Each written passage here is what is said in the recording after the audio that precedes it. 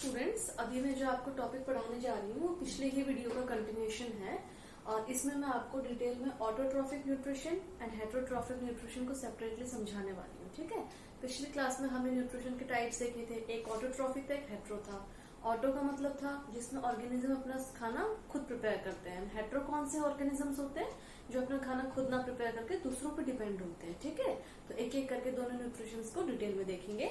तो सबसे पहले हम देखते हैं ऑटोट्रॉफिक न्यूट्रिशन। इस ऑटोट्रॉफिक न्यूट्रिशन में क्या होता है, जो प्लांट्स होते हैं वो अपना खाना खुद बनाते हैं। अब उस प्रोसेस को आप याद करो, आपने 8th क्लास में पढ़ा था इस टॉपिक को कि प्लांट कौन से प्रोसेस से अपना खाना खुद बनाते हैं। तो वो प्रोसेस का नाम है फोटोसिंथेसिस। ठीक है, तो वही मैंने लिखा है, the plant prepare their food by photosynthesis. Now ये फोटोसिंथेसिस होने के लिए किन किन चीजों की रिक्वायरमेंट होती है एक प्लांट को, तो वो रिक्वायरमेंट्स मैंने आपको यहाँ पे लिख के दिखाई हैं। उनको बारी बारी समझाऊंगी कि वो क्या क्या चीजें रिक्वायर्ड होती है प्लांट को।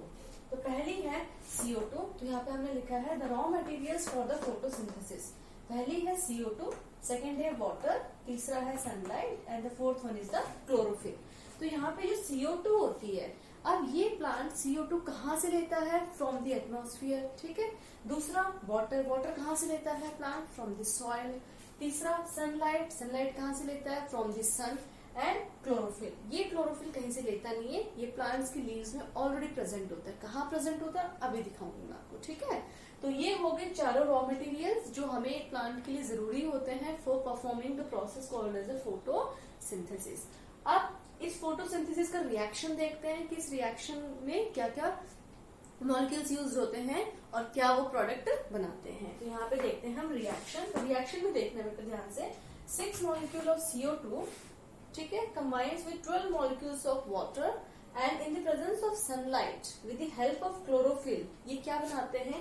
A single molecule of the glucose। तो ये है C6H12O6 ग्लूकोज मॉलिक्यूल का फॉर्मूला। इसके साथ ही 6 मॉलिक्यूल ऑफ ऑक्सीजन भी प्रोड्यूस करेगा plant and 6 molecule of water.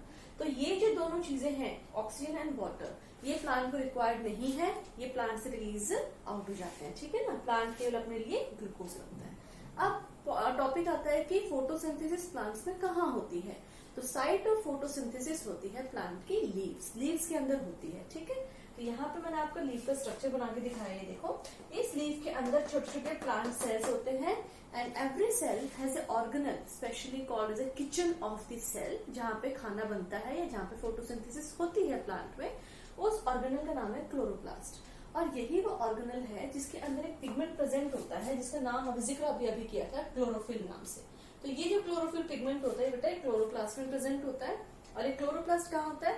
Plant की लीव्स के सेल के अंदर। ठीक है, तो ये जो क्लोरोफिल होता है इसके 2 फंक्शन होते हैं। एक तो ये प्लांट को ग्रीन कलर देता है, दूसरा फोटोसिंथेसिस कराने में मदद करता है। क्लियर हो गया आपको ये?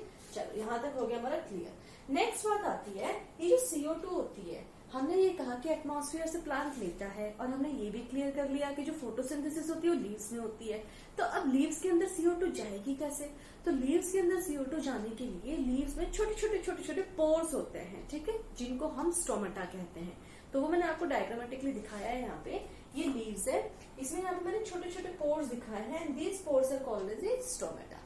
Now we will see the structure and function of stomata। Stomata का पहले फंक्शन देखते हैं। फंक्शन अभी मैंने आपको बताया, ये छोटे छोटे पोर्स होते हैं जो गैसेस को अंदर आने में मदद करते हैं। कौन सी गैस को? CO2 को। ऐसे ही जो O2 बनेगी ना, उसको भी प्लांट अपने लीव से बाहर इसी रास्ते से करेगा, मतलब स्टोमेटा से करेगा। तो देखते हैं स्टोमेटा का फंक्शन। स्टोमेटा देखो, यहाँ पे क्या लिखा है? They are the tiny pores, एक छोटे छोटे पोर्स होते हैं present in the leaves, leaves के अंदर प्रेजेंट होते हैं, which helps in exchange of gases like oxygen and CO2। ठीक है, अब स्ट्रक्चर देखते हैं। तो स्टोमेटा का देखो, ये स्टोमेटा का एक कॉमन स्ट्रक्चर है। तो यहाँ पे स्टोमेटा का पूरा स्टोमेटा स्ट्रक्चर है जिसमें ये 2 गार्ड सेल्स है हमारे। ठीक है, और ये 2 गार्ड सेल्स के बीच में जो ओपनिंग है it is called as stomatal pore. ये छेद होता है जिस छेद के जरिए ही गैसेस अंदर और बाहर आती है और जाती है। ठीक है, तो दिन के समय जब डे टाइम होता है प्लांट में, दिन के समय क्या होता है बेटा, ये जो स्टोमेटा होते हैं ये ओपन होते हैं। तो ओपन होने से क्या होगा, ये स्पेस आपको दिख रहा है, ये क्लियर हो जाएगा। ठीक है, इसमें गैसेस अंदर आना और जाना कर सकती है। लेकिन रात के समय, in the night time, night के समय क्या हो जाता है, ये जो स्टोमेटास होते हैं ये क्लोज जाते हैं, इनके जो गार्ड सेल्स होते हैं एकदम नजदीक आ जाते हैं, जिससे गैसेस का अंदर आना और जाना बंद हो जाता है। क्लियर? तो ये हो गया क्लोज स्टोमेटा इन दी नाइट टाइम। तो ये हमने देख लिया अभी कि ये जो है टॉपिक जो मैंने आपको ऑटोट्रॉफिक न्यूट्रिशन का कवर करा दिया है, जिसमें प्लांट्स की डिटेल मैंने बताई है किस तरह से वो अपना खुद का खाना बनाता है। नेक्स्ट जो हम देख रहे हैं वो है हेट्रोट्रॉफिक न्यूट्रिशन। तो इस हेट्रोट्रॉफिक न्यूट्रिशन में मैंने आपको पहले क्लियर कर दिया कि इसमें क्या होता है, जो लिविंग ऑर्गेनिजम्स होते हैं वो स्वयं खाना नहीं बना के दूसरों पे निर्भर होते हैं। अब दूसरों पे निर्भर किस रूप में होते हैं? 3 रूप से होते हैं। पहले वो ऑर्गेनिज्म है जो मरे हुए जीवों पे निर्भर है, डेट इज सैप्रोफाइटिक ऑर्गेनिज्म। वो ऑर्गेनिज्म होते हैं which obtain nutrition from the dead organism. मरे हुए जीवों से वो न्यूट्रिशन लेते हैं, ठीक है। तो इस सैप्रोफाइटिक ऑर्गेनिज्म में कौन कौन से ऑर्गेनिजम्स आ गए? हमारे फंजाई, हमारी फफूंद, हमारे बैक्टीरिया, ये सारे आ गए जो मरे हुए जीवों के ऊपर रहकर उनसे पोषण प्राप्त करते हैं, ठीक है। सेकेंड है हमारा पैरासाइटिक। पैरासाइटिक में कौन से लिविंग ऑर्गेनिजम्स आते हैं? इसमें वो लिविंग ऑर्गेनिजम्स आते हैं which obtain nutrition from the living organism without killing them. मतलब मरे हुए जीवों के ऊपर ना रहकर जिंदा जीवों के अंदर जाकर उनसे पोषण प्राप्त करते हैं, बाद में उनको खत्म करते हैं। क्लियर? तो ये हो गया हमारा पैरासाइटिक। पैरासाइटिक में एग्जाम्पल के तौर पे मैं बताती हूँ, प्लांट है जिसका नाम है कसकटा। हिंदी में इसको अमरबेल कहते हैं, हमने देखी है कई प्लांट्स के ऊपर, बड़े बड़े पेड़ों के ऊपर आपने येलो कलर के ऐसे ऐसे रेशे देखे होंगे प्लांट के ऊपर लगे हुए हैं ना, तो वो होती है अमरबेल। उसका क्या काम होता है? पूरे हरे भरे पेड़ को सुखा देती है। तो हरा भरा पेड़ क्या था? लिविंग था, लेकिन उसने उस लिविंग ऑर्गेनिज्म का सारा पोषण खींच लिया और खुद तो जिंदा थी लेकिन उस प्लांट को मार डाला, ठीक है। तो उसको परजीवी भी कहते हैं हिंदी में, ठीक है, परजीवी होते हैं ये। तो ये 2 टॉपिक आपको क्लियर हो गए।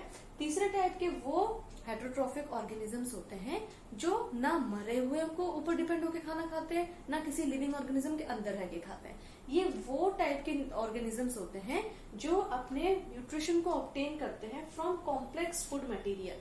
कोई भी मोटी चीज खाकर, जैसे प्लांट्स को खाया है, छोटे एनिमल्स को खाकर, इन लोगों को खाकर वो अपने न्यूट्रिशन को पूरा करते हैं। तो इसमें कौन कौन ऑर्गेनिज्म आ गए? इसमें आ गए अमीबा, सारे एनिमल्स एंड सारे ह्यूमंस, ठीक है बेटा। तो ये टॉपिक क्लियर किया मैंने आपका हेट्रोट्रॉफिक न्यूट्रिशन से। तो आज की क्लास में मैंने आप लोगों को, सभी बच्चों को लाइव प्रोसेस में जो पहला प्रोसेस है डेट इज न्यूट्रिशन, वो कम्प्लीटली समझा दिया है। अब मैं इसी टॉपिक के रिगार्डिंग में आपको नोट्स भेज रही हूँ। आप उन नोट्स को अपनी फेयर नोटबुक में कॉपी करोगे और आज की आज ही उनको याद करोगे, ठीक है बेटा।